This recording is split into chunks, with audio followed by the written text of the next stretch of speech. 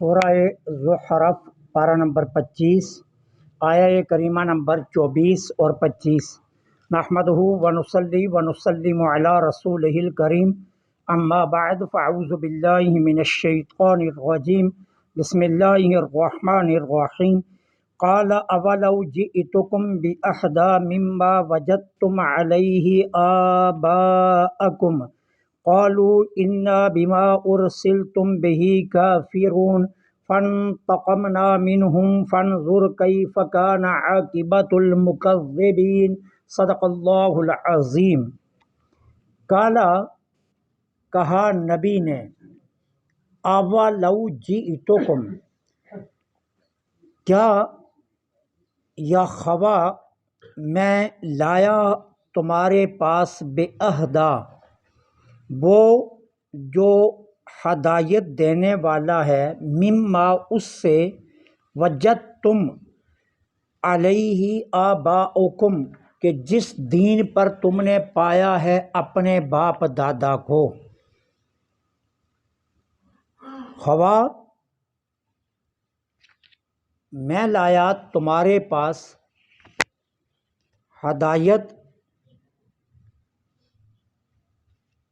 اس سے جس پر تم نے پایا اپنے باپ دادا کو۔ قالو، کفار نے کہا، انا بما ارسلتم، بے شک جو تمہیں دے کر بھیجا گیا ہے، کافرون، ہم اس کا انکار کرتے ہیں۔ فانتقمنا، پس ہم نے انتقام لیا، منہم، ان سے، فانظر، پس دیکھیے، کیف کان عاقبۃ المکذبین، جھٹلانے والوں کا کیا انجام ہوا۔ اچھا، یہاں جو بات میں آپ کو سمجھانا چاہتا ہوں وہ بات اچھی طرح سمجھ لینا۔ یہاں قرآن نے کہا اہدا، یہ عربی گرامر کے اعتبار سے یہ اس میں تفضیل کا صیغہ بنتا ہے، اور اس مقام پر صیغہ اس میں تفضیل کا ہے، لیکن یہاں ترجمہ تفضیل کا نہیں ہوگا۔ جن لوگوں نے تفضیل کا ترجمہ کیا انہوں نے بہت بڑی خطا کھائی ہے۔ میں دو مثالیں آپ کے سامنے رکھتا ہوں جنہوں نے تفضیل کے اعتبار سے معنی کیا۔ شیخ محمود حسن دیوبندی، انہوں نے اپنا ترجمہ اس آیت کا یوں کیا، وہ بولا، یہ ان کے الفاظ کہہ رہا ہوں، وہ بولا، اور جو میں لا دوں تم کو اس سے زیادہ سوجھ کی راہ جس پر تم نے پایا اپنے باپ داداؤں کو۔ اب اس کا مطلب کیا ہے؟ انہوں نے ترجمہ کیا کہ سوجھ کی راہ جس پر تم نے پایا اپنے باپ دادا کو اس سے زیادہ ہے۔ اب اس کا مطلب یہ ہے کہ کافروں کے عقیدے میں بھی ہدایت ہے، لیکن نبی کہہ رہا ہے کہ جو میں لایا اس میں زیادہ ہدایت ہے۔ اب یہ سراسر ترجمہ غلط ہو جاتا۔ اسی طرح شیخ اشرف تھانوی جو ہیں، انہوں نے کیا ترجمہ کیا؟ ان کے پیغمبر نے کہا، کیا رسم آبا ہی پر قائم رہو گے؟ یہ ان کا ترجمہ ہے، کیا رسم آبا ہی پر قائم رہو گے، اگرچہ اس سے اچھا مقصود پہنچا دینے والا طریقہ تمہارے پاس میں لایا۔ کیا تم اپنے آبا ہی کے رسم پر قائم رہو گے جبکہ اس سے اچھا طریقہ مقصود تک پہنچانے والا میں لے کر آیا؟ اب اس میں بھی یہ ہے کہ یہ اس سے اچھا ہے لیکن وہ بھی اچھا ہے۔ اب ان دونوں ترجموں میں جو ہے نا آپ دیکھ لیں تو اس سے پتہ چلتا ہے کہ کفار کا عقیدہ بھی صحیح ہے، لیکن جو نبی لایا وہ اس سے زیادہ بہتر ہے۔ جبکہ یہاں اہدا کا معنی کیا ہوگا؟ یہاں اہدا کا معنی ہے بے نسبت، جس پر باپ دادا کو تم نے پایا اس کی بے نسبت ہدایت میں لے کر آیا، کہ وہ ہدایت نہیں ہے، ہدایت وہ ہے جو میں لے کر آیا۔ اور علماء اہل سنت نے یہی ترجمہ کیا ہے سبھی نے۔ کیوں؟ اس میں تفضیل کا صیغہ بن نہیں سکتا، اسے صفت مشبہ بنانا پڑے گا۔ صفت مشبہ بنا کر پھر یہاں صحیح ترجمہ نکلتا ہے کہ نبی نے کہا کہ میں جو لایا اس کی نسبت کے جس پر تم باپ دادا تمہارے قائم تھے اس کی بہ نسبت جو میں لایا ہدایت یہ ہے کہ جو تمہارے باپ دادا جس پر تھے وہ ہدایت نہیں ہے، ہدایت وہ ہے جو میں لایا۔ تو اب یہ ترجمہ کلیئر ہو جائے گا۔ اس لیے یہاں بہت احتیاط کی ضرورت ہوتی ہے، جب آپ تراجم پڑھنے لگیں اردو کے تو بہت احتیاط سے تراجم پر غور کیا کریں، کہیں کوئی ایسا تو نہیں ہے کہ جہاں یہ چیز سراسر ترجمے کے خلاف چلی جائے یا ناموس رسالت کے خلاف یا ناموس خدا کے خلاف چلی جائے۔ تو یہاں ناموس رسالت کے خلاف یہ ترجمہ جا رہا ہے، تو اس لیے کہا قالو، انہوں نے آگے سے جواب دیا انا بما ارسلتم بہ کافرون، جو تمہیں دے کر بھیجا گیا ہم تو ان کا انکار کرتے۔ ہٹ درمی اور ضد سے کہنے لگے جو لے آئے ہو، ایک لمحے کے لیے مان بھی لیں کہ ہدایت تمہارے پاس ہے، لیکن ہم نے فیصلہ کیا ہم نے انکار کرنا ہے۔ یہ کفار نے جواب دیا۔ اب اللہ فرماتا ہے فانتقمنا منہم، ہم نے ان سے انتقام لیا۔ اور یہ میں کئی مرتبہ آپ کو بتا چکا ہوں، اللہ نے آج تک اپنے دشمنوں سے کبھی انتقام نہیں لیا، یہ اس کا فیصلہ ہے، اور وہ قرآن میں بار بار فرماتا ہے میں انتقام نہیں لیتا۔ اللہ نے اپنے دشمنوں سے کبھی انتقام نہیں لیا۔ اس وقت پوری دنیا کفر پر آپ نظر دوڑا لیں، چاہے وہ عیسائی ہیں، چاہے وہ یہودی ہیں، چاہے وہ مجوسی ہیں، چاہے وہ نصرانی ہیں، چاہے وہ بت پرست ہیں، چاہے وہ سکھ ہیں، ہندو ہیں، سبھی خوشحال زندگیاں گزار رہے ہیں۔ اللہ نے اپنے دشمنوں سے کبھی انتقام نہیں۔ انتقام کس سے لیتا ہے؟ رسولوں کے دشمنوں سے۔ رسولوں کے دشمنوں کو اللہ معاف نہیں کرتا۔ فانتقمنا منہم، اللہ فرماتا ہے ہم نے ان سے انتقام لیا۔ اور پھر فانظر کیف کان عاقبۃ المکذبین، جنہوں نے ہمارے رسولوں کی تکذیب کی، جنہوں نے ہمارے رسول کے لائے ہوئے دین کی تکذیب کی، ہمارے رسول کے پیغاموں کی تکذیب کی، ہمارے رسول کے فرمودات کی تکذیب کی، اب دیکھ لو ان کا انجام کیا ہوا۔